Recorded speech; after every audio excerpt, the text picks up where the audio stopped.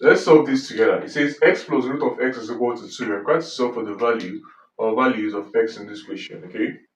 Now, first things first, you can say, let's rewrite this. So we had x plus root of x to be equal to 2. This can become root of x to be equal to 2 minus x.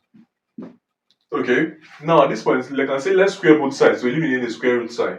So we can have root of x squared is equal to 2 minus x raised to power 2.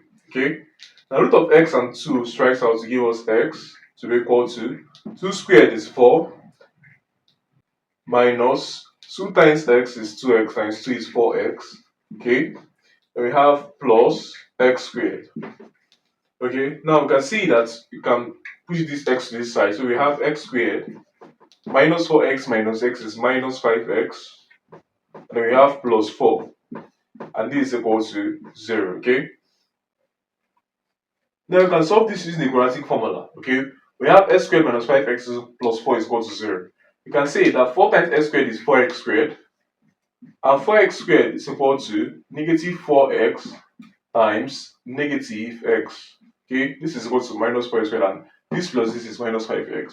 So you can have that x squared, okay, minus x minus 4x plus 4 is equal to 0. You can factor out x here to give us x into x minus 1 minus 4 into x minus 1 is equal to 0. You can factor out x minus 1, so we have x minus 1 into, we have x minus 4 left to be equal to 0. Okay?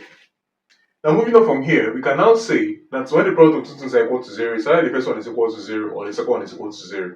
So it's either that x minus 1 is equal to 0, implying that x is equal to 1, or x minus 4 is equal to 0, implying that x is equal to 4.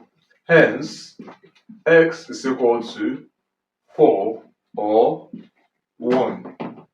And this becomes the final answer of x in this question. Thanks for watching. If you made it to the end, please like, comment, subscribe. I'll see you guys in my next video.